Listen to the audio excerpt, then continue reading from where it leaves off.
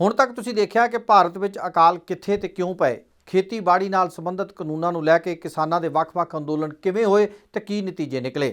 ਹਰਾ ਇਨਕਲਾਬ ਤੇ ਉਸ ਦਾ ਬੁਰਾ ਅਸਰ ਤੇ ਫਿਰ ਭਾਰਤ ਸਰਕਾਰ ਲਿਆਈ 3 ਨਵੇਂ ਖੇਤੀ ਕਾਨੂੰਨ ਤੇ ਹੁਣ ਇਸ ਤੋਂ ਅੱਗੇ ਪੰਜਾਬ ਦਾ ਖੇਤੀ ਸੰਕਟ, ਭੂਤ, ਵਰਤਮਾਨ ਤੇ ਭਵਿੱਖ, the agro crisis of Punjab, past, present and future. ਕਿਸ਼ਤ 7ਵੀਂ। ਦਿੱਲੀ ਦੇ ਬਾਰਡਰ ਤੇ ਕਿਸਾਨ ਧਰਨੇ ਤੇ ਹੈ।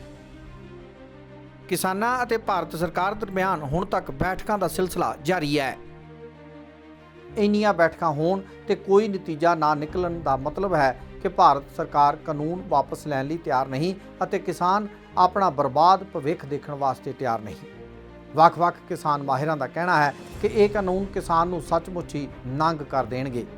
ਆਕਸਫੋਰਡ ਬਰੁਕਸ ਯੂਨੀਵਰਸਿਟੀ ਦੇ ਇਕਨੋਮਿਕਸ ਦੇ ਪ੍ਰੋਫੈਸਰ ਵਜੋਂ ਰਿਟਾਇਰ ਹੋਏ ਡਾਕਟਰ ਪ੍ਰੀਤਮ ਸਿੰਘ ਦਾ ਕਹਿਣਾ ਹੈ, ਇਹ ਸਮਝਣਾ ਜ਼ਰੂਰੀ ਹੈ ਕਿ ਇਹ ਕਿਉਂ ਲਿਆਂਦੇ ਗਏ ਔਰ ਖਾਸ ਤੌਰ ਤੇ ਹੁਣ ਕਿਉਂ ਲਿਆਂਦੇ ਗਏ, ਕਿਉਂਕਿ ਇਹਨਾਂ ਦੇ ਲਿਆਉਣ ਦੇ ਪਿੱਛੇ ਵੱਡਾ ਜਿਹੜਾ ਮੋਟਿਵ ਹੈ ਸਰਕਾਰ ਦਾ ਉਹ ਹੈ ਕਿ ਜਿਹੜਾ ਬਿਗ ਐਗਰੋ ਬਿਜ਼ਨਸ ਹੈ, ਅਦਾਨੀ ਤੇ ਅੰਬਾਨੀ ਕੰਟਰੋਲ ਕਰਦੇ ਨੇ ਜ਼ਿਆਦਾ, ਪਰ ਦੂਜੇ ਵੀ ਨੇ, ਕੁਛ ਇੰਟਰਨੈਸ਼ਨਲ ਐਗਰੋ ਬਿਜ਼ਨਸ ਵੀ ਨੇ, ਪਰ ਮੇਨਲੀ ਅਦਾਨੀ ਔਰ ਅੰਬਾਨੀ, ਉਹਨਾਂ ਦੇ ਹਿੱਤ ਪੂਰੇ ਕਰਨ ਲਈ ਤਾਂ ਕਿ ਉਹਨਾਂ ਨੇ ਬਾਕੀ ਜਿਹੜੀ ਹਿੰਦੁਸਤਾਨ ਦੀ ਇਕਨੋਮੀ ਦੇ ਵੱਡੇ ਖੇਤਰ ਨੇ ਉਹਨਾਂ ਤੇ ਕਬਜ਼ਾ ਕਰ ਲਿਆ।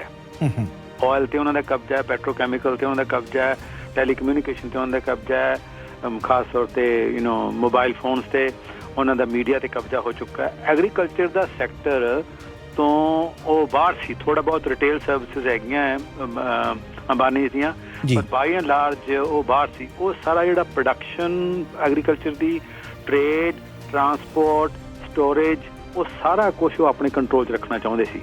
ਤੇ ਉਹਨਾਂ ਨੇ ਕੋਵਿਡ ਦੀ ਜਿਹੜੀ ਹੈ ਕ੍ਰਾਈਸਿਸ ਹੈ, ਕੋਵਿਡ ਦੀ ਐਮਰਜੈਂਸੀ ਹੈ, ਉਹਦਾ ਫਾਇਦਾ ਲਿਆ ਕਿ ਇਸ ਵਕਤ ਇੰਟਰੋਡਿਊਸ ਕਰ ਦਿਓ ਤੇ ਲੋਕਾਂ ਨੂੰ ਤਾਂ ਮੌਕਾ ਮਿਲ ਹੀ ਨਹੀਂ ਰਿਹਾ ਇਸ ਵਕਤ ਇਕੱਠੇ ਹੋਣ ਦਾ, ਕੋਈ ਪ੍ਰੋਟੈਸਟ ਨਹੀਂ ਕਰ ਸਕੂਗਾ।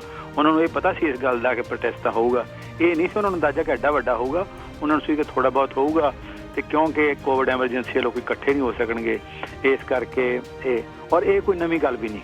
ਔਰ ਖੁਸ਼ੀ ਦੀ ਗੱਲ ਇਹ ਹੈ ਕਿ ਕਿਸਾਨ ਜਥੇਬੰਦੀਆਂ ਅਲੱਗ-ਅਲੱਗ ਬੈਕਗਰਾਊਂਡ 'ਚੋਂ ਆਉਂਦੀਆਂ, ਕੋਈਆਂ ਲੈਫਟ ਤੋਂ ਇੰਸਪਾਇਰਡ ਨੇ, ਕੋਈ ਗੁਰੂਆਂ ਦੀ ਸਿੱਖਿਆ ਤੋਂ ਇੰਸਪਾਇਰਡ ਨੇ, ਪਰ ਉਹਨਾਂ ਨੇ ਬੜੀ ਸੂਝ ਦਾ, ਬੜੀ ਮੈਚੁਰਿਟੀ ਦਾ ਤੇ ਬੜੀ ਸਿਆਣਪ ਦਾ ਸਬੂਤ ਦਿੱਤਾ ਕਿ ਉਹ ਇਕੱਠੇ ਹੋ ਗਏ ਕਿ ਸਾਡੇ ਹੋਰ ਆਪਸ ਦੇ ਵਿੱਚ ਬੇਸ਼ੱਕ ਡਿਫਰੈਂਸਿਸ ਹੋਣ, ਪਰ ਇਹਨਾਂ 3 ਲਾਜ਼ ਨੂੰ ਅਸੀਂ ਅਪੋਜ਼ ਕਰਨਾ ਹੈ। ਸਰਕਾਰ ਜੇ ਇਹ ਆਫਰ ਕਰੇ ਕਿ ਅਸੀਂ ਇਹਨਾਂ ਨੂੰ ਲੈਣੇ ਵਾਪਸ, ਅਸੀਂ ਲਿਆਵਾਂਗੇ, ਤਾਂ ਕਿਸਾਨ ਇਸ ਗੱਲ ਤੇ ਸਹਿਮਤ ਹੋ ਜਾਣਗੇ ਕਿ ਤੁਸੀਂ ਠੀਕ ਹੈ ਨਵੇਂ ਲਾਅ ਲਿਆਓ, ਅਸੀਂ ਉਹਨਾਂ ਨਾਲ ਡਿਸਕਸ਼ਨ ਕਰਾਂਗੇ, ਕਿਉਂਕਿ ਜਦੋਂ ਨਵੇਂ ਲਾਅ 'ਚ ਡਿਸਕਸ਼ਨ ਹੋਣਗੀਆਂ ਜਿਹੜੇ ਸਾਰੇ ਉਹਨਾਂ 'ਚ ਤਰੁੱਟੀਆਂ ਨੇ ਉਹ ਸਾਹਮਣੇ ਆਉਣਗੀਆਂ। ਪਰ ਮੁਸ਼ਕਲ ਸਰਕਾਰ ਨੂੰ ਇਹ ਆ ਰਹੀ ਹੈ, 2 ਮੁਸ਼ਕਲਾਂ ਆ ਰਹੀਆਂ। ਇੱਕ ਤਾਂ ਇਹ ਹੈ ਕਿ ਜਿਹੜੇ ਉਹਨਾਂ ਦੇ ਫੰਡਰਸ ਨੇ, ਅੰਬਾਨੀ, ਅਦਾਨੀ ਤੇ ਦੂਜੇ ਜਿਹੜੇ ਪਿੱਛੇ ਸੀ ਇਸ ਲਾਜ਼ ਨੂੰ ਲਿਆਉਣ ਦੇ, ਉਹ ਨਾਰਾਜ਼ ਹੋਣਗੇ ਸਾਡੇ ਨਾਲ। ਪਰ ਦੂਜੇ ਪਾਸੇ ਉਹਦੇ ਨਾਲ ਵੀ ਵੱਡੀ ਮੁਸ਼ਕਲ ਹੈ ਕਿ ਮੋਦੀ ਨੇ ਜਿਹੜਾ ਆਪਣਾ ਇਮੇਜ ਬਣਾਇਆ ਹੋਇਆ ਕਿ ਸਟਰੋਂਗ ਮੈਨ ਹੈ, ਉਹ ਜਿਹੜਾ ਵੀ ਕੋਈ ਫੈਸਲਾ ਲੈਂਦਾ ਵਾਪਸ ਨਹੀਂ ਲੈਂਦਾ, ਕਿ ਉਹਨਾਂ ਨੇ ਸਿਟੀਜ਼ਨ ਐਕਟ 'ਤੇ ਫੈਸਲਾ ਲਿਆ ਤੇ ਉੱਥੇ ਜਿਹੜਾ ਪ੍ਰੋਟੈਸਟ ਹੋਇਆ JNU 'ਚ ਉਹਨਾਂ ਨੂੰ ਕ੍ਰਸ਼ ਕਰਤਾ, ਸ਼ਹੀਨ ਬਾਗ 'ਚ ਜਿਹੜਾ ਪ੍ਰੋਟੈਸਟ ਹੋਇਆ ਉਹਨੂੰ ਕ੍ਰਸ਼ ਕਰਤਾ, ਜੰਮੂ ਕਸ਼ਮੀਰ 'ਚ 370 ਤੋੜ ਕੇ ਉਹਨੂੰ ਸਾਰੇ ਸਟੇਟ ਨੂੰ ਤੋੜ ਕੇ 3 ਯੂਨੀਅਨ ਟੈਰੀਟਰੀਜ਼ ਬਣਾ ਰਹੀਆਂ, ਉੱਥੇ ਲਾਕਡਾਊਨ ਕਰੀ ਰੱਖਿਆ ਤੇ ਉਹ ਕਿਤੇ ਉਹਨੂੰ ਹਾਰ ਨਹੀਂ ਹੋਈ। ਜੀ ਉਹਨੂੰ ਇਹ ਲੱਗਦਾ ਕਿ ਜੇ ਅਸੀਂ ਇਹ ਕਹਿਤਾ ਕਿ ਅਸੀਂ ਲਾਜ਼ ਵਾਪਸ ਲੈਂਦੇ ਹਾਂ ਤਾਂ ਇਹ ਲੱਗੂਗਾ ਕਿ ਉਹ ਸਟਰੋਂਗ ਮੈਨ ਵਾਲਾ ਗੱਲ ਨਹੀਂ ਰਹਿਣੀ ਤੇ ਜਿਹੜੇ ਉਹਦੇ ਸਪੋਰਟਰ ਹੈ ਉਹਨਾਂ ਦੇ ਵਿੱਚ ਜਿਹੜੀ ਉਹਦੀ ਛਵੀ ਬਣੀ ਵੀ ਹੈ ਉਹ ਖਤਮ ਹੋ ਜੂਗੀ।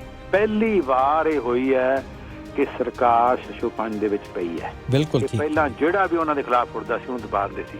ਦੂਜੀ ਇਸ ਮੂਵਮੈਂਟ ਦੀ ਇੱਕ ਇਹ ਬੜੀ ਵੱਡੀ ਪ੍ਰਾਪਤੀ ਹੈ ਕਿ ਇਹਨਾਂ ਨੇ ਐਗਰੋ ਬਿਜ਼ਨਸ ਤੇ ਸਿੱਧਾ ਅਟੈਕ ਕਰਨਾ ਸ਼ੁਰੂ ਕਰਤਾ।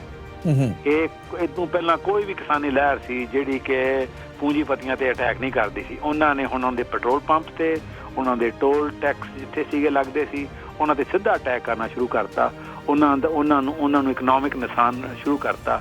ਤਾਂ ਸਰਕਾਰ ਇਸ ਗੱਲ ਤੋਂ ਵੀ ਝੁਕੇਗੀ ਕਿ ਜੇ ਇਹ ਇਸ ਤਰ੍ਹਾਂ ਇਹਨਾਂ ਨਾਲ ਟਕਰਾ ਰਹੀ ਤਾਂ ਇਹ ਐਂਟੀ ਕੈਪੀਟਲਿਸਟ ਮੂਵਮੈਂਟ ਬਣ ਜਾਏਗੀ ਸਾਰੀ ਦੀ ਸਾਰੀ। ਤੇ ਤੁਸੀਂ ਦੇਖਿਆ ਕਿ ਡਾਕਟਰ ਪ੍ਰੀਤਮ ਸਿੰਘ ਕਿੰਨੀ ਬੇਬਾਕੀ ਨਾਲ ਆਪਣੀ ਗੱਲ ਸਪਸ਼ਟ ਕਹਿ ਰਹੇ ਨੇ ਤੇ ਹੁਣ ਗੱਲ ਸਪਸ਼ਟ ਹੋ ਗਈ ਹੈ ਕਿ ਸਰਕਾਰ ਬਾਰ-ਬਾਰ ਕਿਸਾਨਾਂ ਕੋਲੋਂ ਮੰਗ ਕਰ ਰਹੀ ਹੈ ਕਿ ਉਹ ਕਾਨੂੰਨ ਵਾਪਸ ਨਾ ਕਰਵਾ ਕੇ ਕੋਈ ਬਦਲ ਪੇਸ਼ ਕਰੇ, ਜਦ ਕਿ ਬਦਲ ਸਰਕਾਰ ਨੂੰ ਪੇਸ਼ ਕਰਨਾ ਚਾਹੀਦਾ ਹੈ।